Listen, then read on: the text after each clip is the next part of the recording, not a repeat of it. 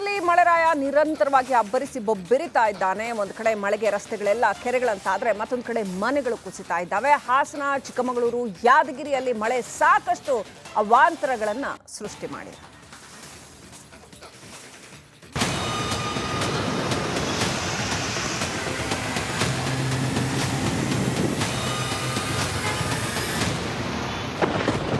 ವರುಣನ ಆರ್ಭಟ ಕರುನಾಡು ತತ್ತರ.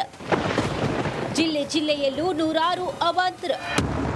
ಕಳೆದೊಂದು ವಾರದಿಂದ ಮಳೆ ಅಬ್ಬರ ಮುಗಿಯುವ ಲಕ್ಷಣಗಳು ಕಾಣ್ತಿಲ್ಲ. ಈ ಮಳೆ ಆರ್ಭಟಕ್ಕೆ ಕರುನಾಡಿನ ಜನರು ಪರದಾಡುವಂತಾಗಿದೆ.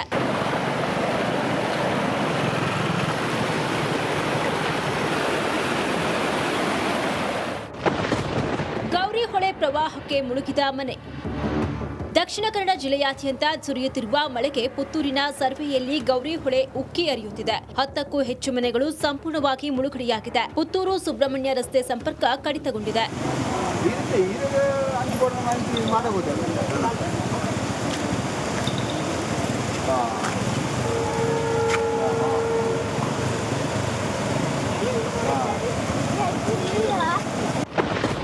ಕಾಳಿಕಾಂಬ ದೇಗುಲಕ್ಕೆ ಜಲದಿಗ್ಬಂಧನ. ಉಡುಪಿಯ ಕಾಪು ತಾಲೂಕಿನಲ್ಲಿ ಅತಿ ಹೆಚ್ಚು ಮಳೆ ಬಿದ್ದಿದೆ. ಮಳೆ ರಭಸಕ್ಕೆ ಕಾಳಿಕಾಂಬ ದೇವಸ್ಥಾನದ ಪ್ರಾಂಗಣ ಮತ್ತು ಸಭಾಂಗಣದ ಸುತ್ತಮುತ್ತ ನೀರು ನುಗ್ಗಿದೆ.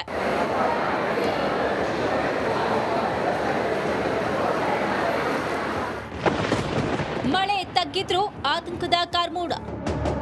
ಇನ್ನು ಚಿಕ್ಕಮಗಳೂರಿನಲ್ಲಿ ಮಳೆ ತಗ್ಗಿದ್ರೂ ಆತಂಕದ ಕಾರ್ಮೋಡ ಆವರಿಸಿದೆ. ಮಳೆ ಅಬ್ಬರಕ್ಕೆ ಭದ್ರಾ ನದಿ ರಭಸವಾಗಿ ಹರಿಯುತ್ತಿದ್ದು ಕುದುರೆಮುಖದ ಸಮೀಪ ಗುಡ್ಡ ಕುಸಿಯುವ ಭೀತಿ ಹೆಚ್ಚಾಗಿದೆ. ನಮ್ಮನೆ ಪಕ್ಕದಿಂದ ತೆರೆ ಜಾರ್ತಾ ಇದೆ.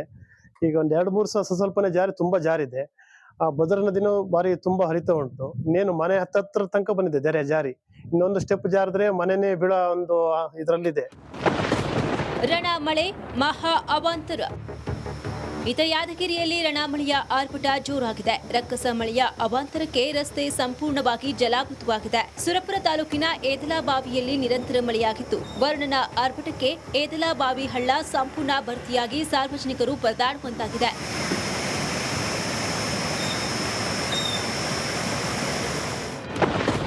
ಕಬಿನಿ ಜಲಾಶಯ ಬಹುತೇಕ ಭರ್ತಿ.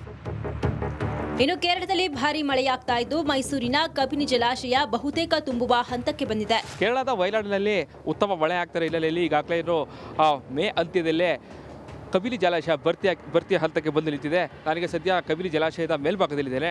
ದೃಶ್ಯ ಸಹ ಗಮನಿಸ್ತಾ ಇರ್ಬೋದು. ಈಗಾಗಲೇ ಕಬಿನಿ ಜಲಾಶಯ ಮೈದುಂಬಿ ಹರಿತಾ ಇರುವಂಥದ್ದು. ಕಳೆದ ಒಂದು ವಾರದ ಹಿಂದೆ ಏನು ಕಬಿನಿ ಜಲಾಶಯ ಸುಮಾರು 10 ಗಡಿಗಳಷ್ಟು ಅಂದರೆ ನೀರಿನ ಪ್ರಮಾಣ ಸಾಕಷ್ಟು ಪ್ರಮಾಣದಲ್ಲಿ ಕುಸಿತ ಕಂಡಿತ್ತು. ಆದರೆ ಕಳೆದ ಒಂದು ವಾರದಿಂದಲೂ ಕೂಡ ಕೇರಳದ ವಯನಾಡಿನಲ್ಲಿ ಸಾಕಷ್ಟು ಮಳೆ ಆಗ್ತಿರೋ ಕಾರಣಕ್ಕಾಗಿ ಕಬಿನಿ ಜಲಾಶಯ ಸಾಕಷ್ಟು ಮೈದುಂಬಿ ಹರಿತಾ ಇರುವಂಥದ್ದು. ಈಗಾಗಲೇ ಬಹುತೇಕ ಭರ್ತಿಯ ಹಂತಕ್ಕೆ ಬಂದು ನಿಂತಿರುವಂಥದ್ದು. ಅಬಿ ಫಾಲ್ಸ್ಗೆ ಪ್ರವಾಸಿಗರ ದಂಡು. ಒಂದು ವಾರದ ಹಿಂದೆ ಜಲಪಾತದಲ್ಲಿ ನೀರೇ ಇರಲಿಲ್ಲ, ಅಲ್ಪ ಸ್ವಲ್ಪ ನೀರಿತ್ತು. ಈಗ ಸಂಪೂರ್ಣವಾಗಿ ತುಂಬಿ ಹರಿಯುತ್ತಿರುವಂಥದ್ದು. ಒಂದೇ ವಾರದ ಮಳೆಗೆ ಈ ರೀತಿ ಒಂದು ಜಲಪಾತ ನೀರು ಬರ್ತಿರುವಂಥದ್ದು. ಸಾವಿರಾರು ಪ್ರವಾಸಿಗರು ಈಗ ಇದನ್ನು ನೋಡಲಿಕ್ಕೆ ಬರ್ತಾ ಇದ್ದಾರೆ. ಯಾಕೆಂದರೆ ಧಾರಾಕಾರ ಮಳೆ ಇತ್ತು. ಈಗ ಮಳೆ ನಿನ್ನೆಯಿಂದ ಸ್ವಲ್ಪ ಬಿಡುವು ಕೊಟ್ಟಿದೆ ಮಡಿಕೇರಿಯಲ್ಲಿ. ಆದ್ದರಿಂದ ಹೆಚ್ಚಿನ ಪ್ರವಾಸಿಗರು ಬಂದು ಈ ಜಲಪಾತವನ್ನು ನೋಡಿ ಹೋಗ್ತಾ ಇದ್ದಾರೆ. ಮೂಕನಮನೆ ಜಲಪಾತಕ್ಕೆ ನಿರ್ಬಂಧ. ಸಕಲೇಶಪುರ ತಾಲೂಕಿನಲ್ಲಿ ಸುರಿಯುತ್ತಿರುವ ಮಳೆಗೆ ಮೂಕನಮನೆ ಜಲಪಾತ ಭೋರ್ಗರೆದು ಹರಿಯುತ್ತಿದೆ. ಮತ್ತಷ್ಟು ನೀರು ಬರುತ್ತಿರುವ ಹಿನ್ನೆಲೆ ಪ್ರವಾಸಿಗರಿಗೆ ನಿರ್ಬಂಧವನ್ನ ಹೇರಲಾಗಿದೆ.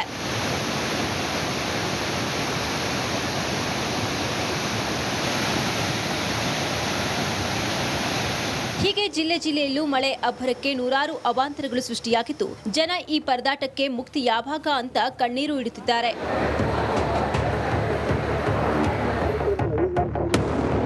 Bureau report, Republic Kannada. ಕರುನಾಡಲ್ಲಿ ಮಳೆರಾಯ ನಿರಂತರವಾಗಿ ಅಬ್ಬರಿಸಿ ಬೊಬ್ಬೆರಿತಾ ಇದ್ದಾನೆ. ಒಂದು ಕಡೆ ಮಳೆಗೆ ರಸ್ತೆಗಳೆಲ್ಲ ಕೆರೆಗಳಂತಾದ್ರೆ ಮತ್ತೊಂದು ಕಡೆ ಮನೆಗಳು ಕುಸಿತಾ ಇದ್ದಾವೆ. ಹಾಸನ, ಚಿಕ್ಕಮಗಳೂರು, ಯಾದಗಿರಿಯಲ್ಲಿ ಮಳೆ ಸಾಕಷ್ಟು ಅವಾಂತರಗಳನ್ನ ಸೃಷ್ಟಿ ಮಾಡಿದೆ.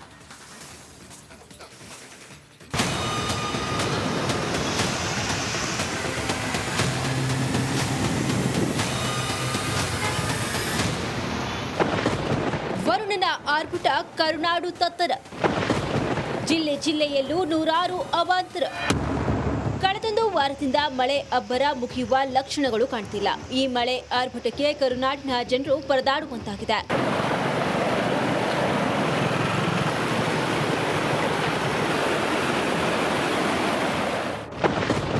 ಗೌರಿ ಹೊಳೆ ಪ್ರವಾಹಕ್ಕೆ ಮುಳುಗಿದ ಮನೆ. ದಕ್ಷಿಣ ಕನ್ನಡ ಜಿಲ್ಲೆಯಾದ್ಯಂತ ಸುರಿಯುತ್ತಿರುವ ಮಳೆಗೆ ಪುತ್ತೂರಿನ ಸರ್ವೆಯಲ್ಲಿ ಗೌರಿ ಹೊಳೆ ಉಕ್ಕಿ ಹರಿಯುತ್ತಿದೆ. 10ಕ್ಕೂ ಹೆಚ್ಚು ಮನೆಗಳು ಸಂಪೂರ್ಣವಾಗಿ ಮುಳುಗಡೆಯಾಗಿದೆ. ಪುತ್ತೂರು ಸುಬ್ರಹ್ಮಣ್ಯ ರಸ್ತೆ ಸಂಪರ್ಕ ಕಡಿತಗೊಂಡಿದೆ.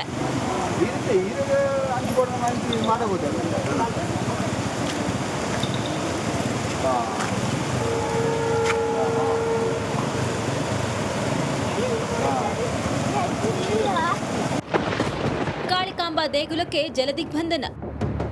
ಉಡುಪಿಯ ಕಾಪು ತಾಲೂಕಿನಲ್ಲಿ ಅತಿ ಹೆಚ್ಚು ಮಳೆ ಬಿದ್ದಿದೆ. ಮಳೆ ರಭಸಕ್ಕೆ ಕಾಳಿಕಾಂಬಾ ದೇವಸ್ಥಾನದ ಪ್ರಾಂಗಣ ಮತ್ತು ಸಭಾಂಗಣದ ಸುತ್ತಮುತ್ತ ನೀರು ನುಗ್ಗಿದೆ.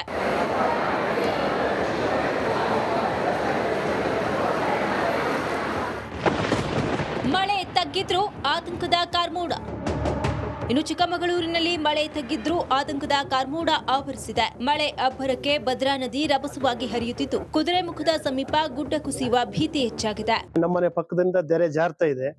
ಈಗ ಒಂದ್ 2-3 ಸ್ವಲ್ಪನೇ ಜಾರಿ ತುಂಬಾ ಜಾರಿದೆ. ಆ ಭದ್ರಾ ನದಿನೂ ಬಾರಿ ತುಂಬಾ ಹರಿತಾ ಉಂಟು. ಇನ್ನೇನು ಮನೆ ಹತ್ತತ್ರ ತನಕ ಬಂದಿದೆ ತೆರೆ ಜಾರಿ. ಇನ್ನೊಂದು ಸ್ಟೆಪ್ ಜಾರಿದ್ರೆ ಮನೆನೇ ಬೀಳೋ ಒಂದು ಇದರಲ್ಲಿದೆ. ರಣ ಮಳೆ ಮಹಾ ಅವಾಂತರ. ಇತ ಯಾದಗಿರಿಯಲ್ಲಿ ರಣಮಳೆಯ ಆರ್ಭಟ ಜೋರಾಗಿದೆ. ರಕ್ಕಸ ಮಳೆಯ ಅವಾಂತರಕ್ಕೆ ರಸ್ತೆ ಸಂಪೂರ್ಣವಾಗಿ ಜಲಾವೃತವಾಗಿದೆ. ಸುರಪುರ ತಾಲೂಕಿನ ಏದಲಾಬಾವಿಯಲ್ಲಿ ನಿರಂತರ ಮಳೆಯಾಗಿದ್ದು ವರುಣನ ಆರ್ಭಟಕ್ಕೆ ಏದಲಾಬಾವಿ ಹಳ್ಳ ಸಂಪೂರ್ಣ ಭರ್ತಿಯಾಗಿ ಸಾರ್ವಜನಿಕರು ಪರದಾಡುವಂತಾಗಿದೆ.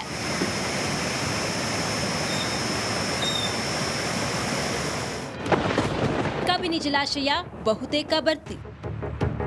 ಇನ್ನು ಕೇರಳದಲ್ಲಿ ಭಾರೀ ಮಳೆಯಾಗ್ತಾ ಇದ್ದು ಮೈಸೂರಿನ ಕಬಿನಿ ಜಲಾಶಯ ಬಹುತೇಕ ತುಂಬುವ ಹಂತಕ್ಕೆ ಬಂದಿದೆ. ಕೇರಳದ ವಯನಾಡಿನಲ್ಲಿ ಉತ್ತಮ ಮಳೆ ಆಗ್ತಾರೆ ಹಿನ್ನೆಲೆಯಲ್ಲಿ ಈಗಾಗಲೇ ಮೇ ಅಂತ್ಯದಲ್ಲೇ ಕಬಿನಿ ಜಲಾಶಯ ಭರ್ತಿಯ ಹಂತಕ್ಕೆ ಬಂದು ನಿಂತಿದೆ. ನನಗೆ ಸದ್ಯ ಕಬಿನಿ ಜಲಾಶಯದ ಮೇಲ್ಭಾಗದಲ್ಲಿದ್ದೇನೆ. ವಿಶ್ವಾಸ ಗಮನಿಸ್ತಾ ಇರ್ಬೋದು. ಈಗಾಗಲೇ ಕಬಿನಿ ಜಲಾಶಯ ಮೈದುಂಬಿ ಹರಿತಾ ಇರುವಂಥದ್ದು.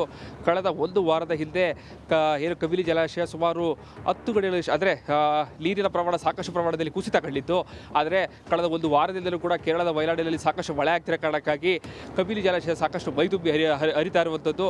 ಈಗಾಗಲೇ ಬಹುತೇಕ ಭರ್ತಿಯ ಹಂತಕ್ಕೆ ಬಂದು ನಿಂತಿರುವಂಥದ್ದು.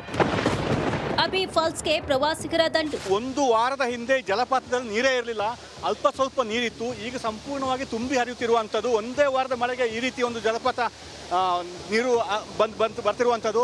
ಸಾವಿರಾರು ಪ್ರವಾಸಿಗರು ಈಗ ಇದನ್ನು ನೋಡಲಿಕ್ಕೆ ಬರ್ತಾ ಇದ್ದಾರೆ. ಯಾಕೆಂದರೆ ಧಾರಾಕಾರ ಮಳೆ ಇತ್ತು. ಈಗ ಮಳೆ ನಿನ್ನೆಯಿಂದ ಸ್ವಲ್ಪ ಬಿಡುವು ಕೊಟ್ಟಿದೆ ಮಡಿಕೇರಿಯಲ್ಲಿ. ಆದ್ದರಿಂದ ಹೆಚ್ಚಿನ ಪ್ರವಾಸಿಗರು ಬಂದು ಈ ಜಲಪಾತವನ್ನು ನೋಡಿ ಹೋಗ್ತಾ ಇದ್ದಾರೆ. ಮೂಕನಮನೆ ಜಲಪಾತಕ್ಕೆ ನಿರ್ಬಂಧ. ಸಕಲೇಶಪುರ ತಾಲೂಕಿನಲ್ಲಿ ಸುರಿಯುತ್ತಿರುವ ಮಳೆಗೆ ಮೂಕನಮನೆ ಜಲಪಾತ ಭೋರ್ಗರೆದು ಹರಿಯುತ್ತಿದೆ. ಮತ್ತಷ್ಟು ನೀರು ಬರುತ್ತಿರುವ ಹಿನ್ನೆಲೆ ಪ್ರವಾಸಿಗರಿಗೆ ನಿರ್ಬಂಧವನ್ನ ಹೇರಲಾಗಿದೆ.